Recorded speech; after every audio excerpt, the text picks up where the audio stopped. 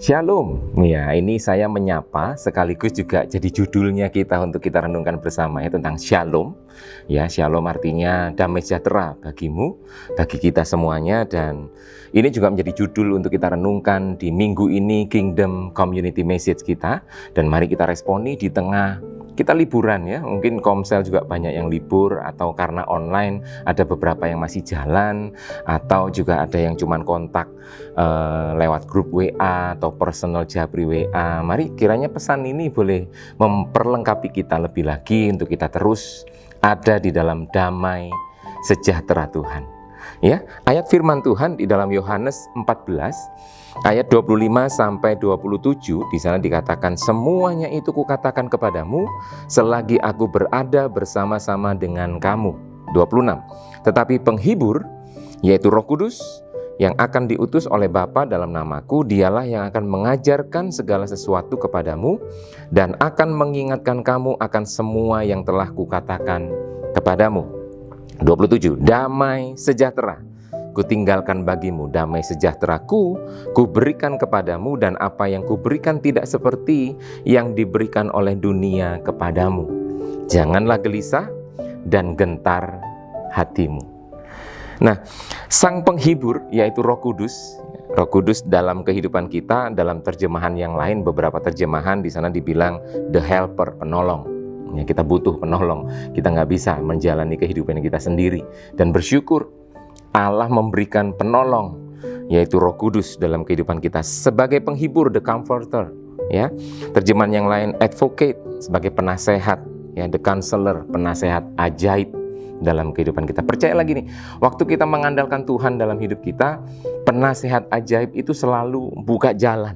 Bahkan saat nggak ada jalan sekalipun, karena dia penasehat ajaib buat kita, selalu ada jalan yang terbuka bagi kita, sehingga tidak ada masalah yang terlalu berat, tidak ada masalah yang menghadirkan jalan buntu dalam kehidupan kita. Selalu terbuka jalan, sebab dia adalah counselor, dia adalah penasehat ajaib bagi setiap kita. Jika Tuhan sang penasihat ajaib, nggak akan mengalami jalan buntu dalam kehidupan kita. Selain sebagai penolong, Roh Kudus juga berfungsi untuk mengajarkan segala sesuatu. Ayat itu jelas bilang ya, Roh Kudus berfungsi untuk mengajarkan segala sesuatu, mengingatkan kita akan segala yang Tuhan katakan kepada kita, mengingatkan kita akan firman Tuhan. Itu fungsi Roh Kudus dalam kehidupan kita. Nah, manifestasi dari keberadaan Roh Kudus dalam kehidupan kita, karena dia penolong, karena dia adalah penghibur, dia penasehat ajaib buat kita, manifestasinya dalam hidup kita kalau kita punya Roh Kudus adalah damai sejahtera. Ada shalom dalam kehidupan kita. Kita penuh dengan damai sejahtera, masalah tetap ada, tantangan tetap harus kita hadapi, tapi damai sejahtera itu yang keluar dalam hidup kita. Kenapa? Kita punya Roh Kudus. Kita punya pribadi yang menyertai kita, pribadi yang luar biasa, pribadi yang tidak bisa dibatasi dengan apapun, dan pribadi itu menyertai kita.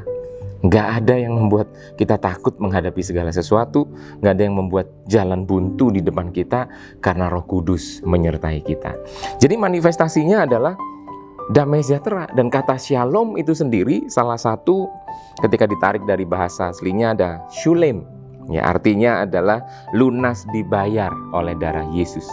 Sebab itu ayatnya bilang begini, damai sejahtera yang kutinggalkan bagimu itu tidak sama seperti yang diberikan oleh dunia.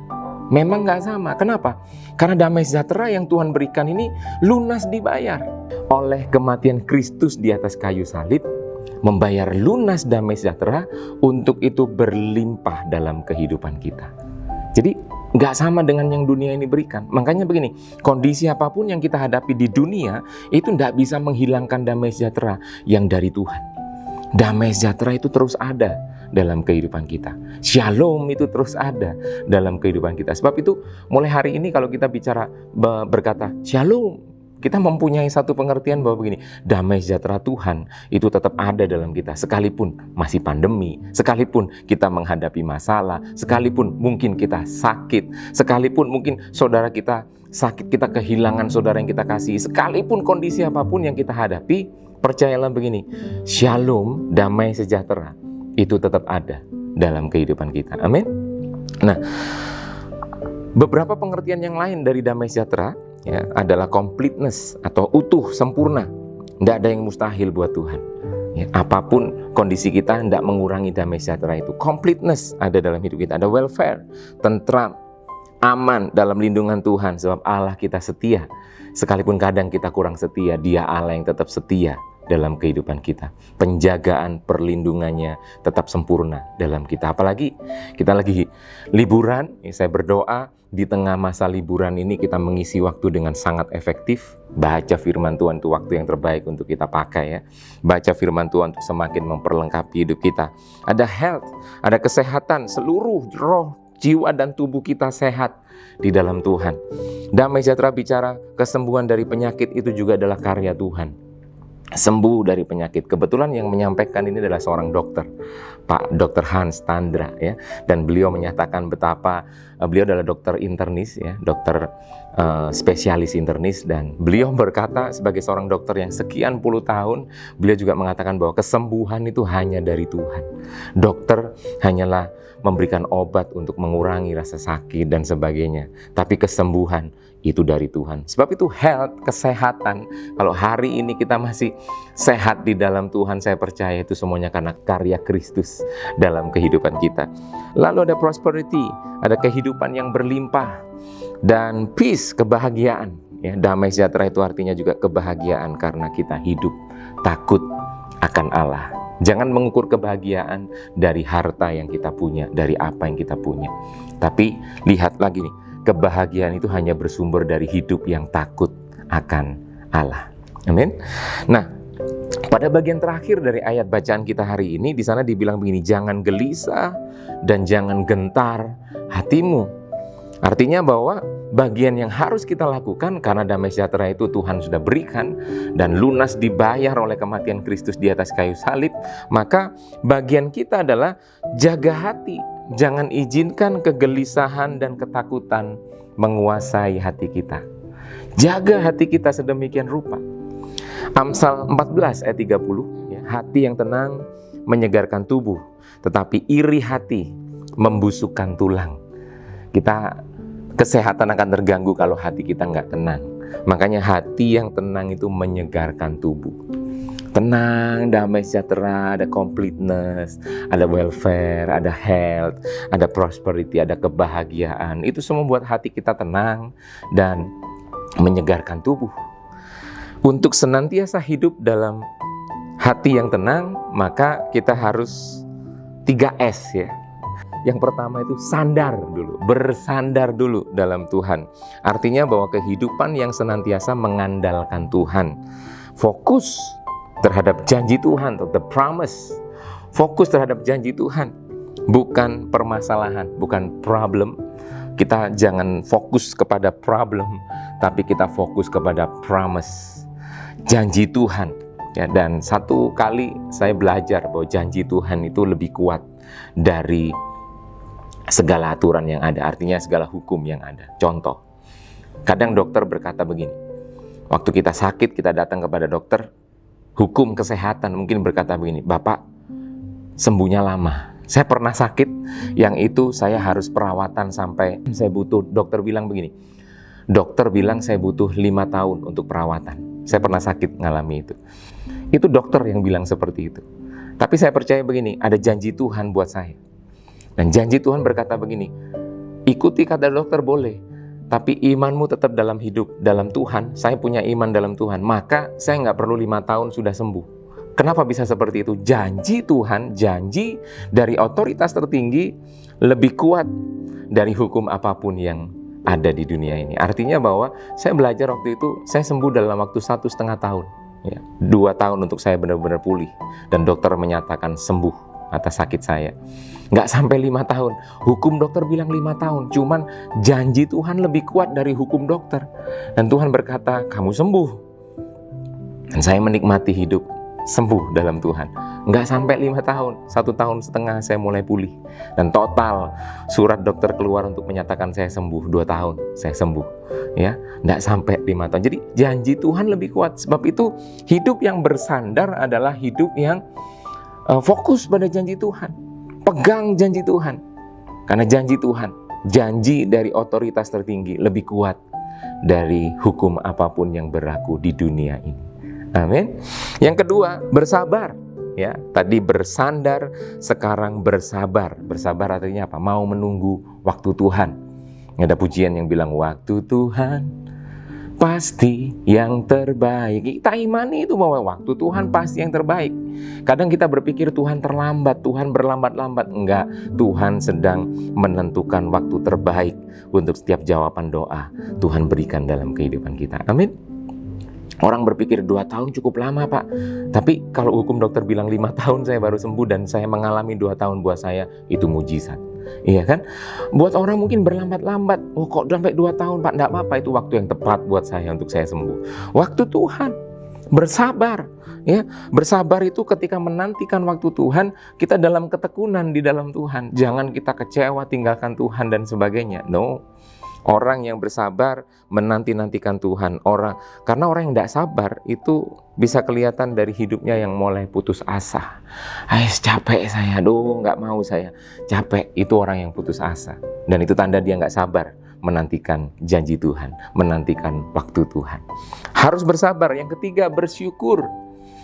Ya, bersyukur adalah sesuatu hal yang harus kita lakukan justru saat kita menghadapi masalah. Ya, bersyukur adalah sesuatu hal yang harus kita lakukan justru ketika kita sedang menghadapi hari-hari yang sulit. Karena itu yang menyenangkan hati Tuhan. Ya, kalau kita bersyukur ketika kita mengalami kebaikan, itu biasa. Tapi waktu kita mengalami hari-hari yang sulit dan kita mengucapkan syukur dari hati kita kepada Tuhan, saya percaya itu yang menyenangkan hati Tuhan. Ya, justru saat menghadapi hari-hari yang sulit, ucapan syukur kita akan menyenangkan Tuhan. Sebaliknya, kalau kita nggak bersyukur, maka mulut kita hanya penuh dengan persungutan. Dan itu Tuhan benci sekali, mulut yang bersungut-sungut. Mari kita bersyukur. Yang pertama bersandar, yang kedua bersabar, yang ketiga bersyukur. Waktu kita melakukan itu semua, Amsal 4 ayat 20 sampai 22. Saya tutup dengan ayat ini. Hai anakku, perhatikanlah perkataanku, arahkanlah telingamu kepada ucapanku, jangan semuanya itu menjauh dari matamu, simpanlah itu di lubuk hatimu, karena itulah yang menjadi kehidupan bagi mereka yang mendapatkannya dan kesembuhan bagi seluruh tubuh mereka. Saya percaya kehidupan itu terjadi, kesembuhan itu terjadi dalam kehidupan kita yang penuh dengan damai sejahtera. Penuhi perkataan Tuhan, perhatikan perkataan Tuhan, arahkan telinga kita kepada perkataan Tuhan, jangan izinkan matamu menjauh. Artinya apa? Penuhi hidup kita dengan firman Tuhan. Penuhi, aktifkan Roh Kudus yang ada dalam hidup kita. Saya percaya begini, libatkan Roh Kudus, penuhi hati dengan firman Tuhan, maka kehidupan yang berlimpah dengan damai sejahtera menjadi bagian kita selama-lamanya. Amin. Saya berdoa, ini semuanya boleh menjadi pesan. Kita menikmati minggu ini bersama keluarga. Mungkin 1-2 kali nyapa teman-teman Komsel lewat WA. Kita ingatkan bahwa damai sejahtera Tuhan ada dalam kehidupanmu. Amin. Beberapa pertanyaan untuk kita renungkan lebih dalam adalah di tengah pergumulan, apa yang selalu kita percaya? Apakah kita selalu percaya akan penyertaan Roh Kudus atas kehidupan kita? Jika kita percaya, mengapa masih ada ketakutan dan kekhawatiran dalam hidup kita? Nggak perlu ada. Yang ada semakin kuat iman kita di dalam Tuhan. Mana yang lebih sulit? Kita lakukan bersandar, bersabar, atau bersyukur. Ya, mengapa demikian? Coba sharingkan satu dengan yang lain. Nanti tutup dengan saling mendoakan ya. Lewat Japri, lewat grup boleh ya. Sementara kita masih libur ini. Komitmen apa yang harus kita miliki selama kita senantiasa hidup dalam shalom ya. Supaya kita hidup dalam shalom, yaitu hidup dalam damai sejahtera senantiasa. Mari kita berdoa. Dan saya percaya perlindungan Tuhan sempurna atas kita semuanya seminggu ini. Dan minggu depan kita kembali dengan aktivitas kita, Komsel online kita. Dan saya percaya damai sejahtera Tuhan senantiasa berlimpah atas kita. Kita berdoa. Tuhan, mengucap syukur buat pesan-Mu hari ini, yang kami percaya ini mengingatkan kami bahwa damai sejahtera-Mu selalu ada buat kami Tuhan. Apapun yang kami alami, apapun yang kami harus hadapi, damai sejahtera Tuhan melimpah atas kami. Terima kasih perlindungan-Mu Tuhan buat jemaat Komsel Rock Surabaya. Berdoa buat para GKM, sektor Tuhan, bahkan gembala wilayah. Kami memberkati dengan segala kesehatan, perlindungan, penyertaan-Mu Tuhan. Kami percaya minggu-minggu ini Tuhan, saat banyak orang libur dan sebagainya, kami menikmati waktu kami di rumah bersama keluarga. Dan kami menyadari damai sejahtera Tuhan berlimpah atas setiap kami. Terima kasih Tuhan, berkat-Mu buat setiap kami. Di dalam nama Yesus kami berdoa bersyukur. Haleluya. Amin. Tuhan memberkati.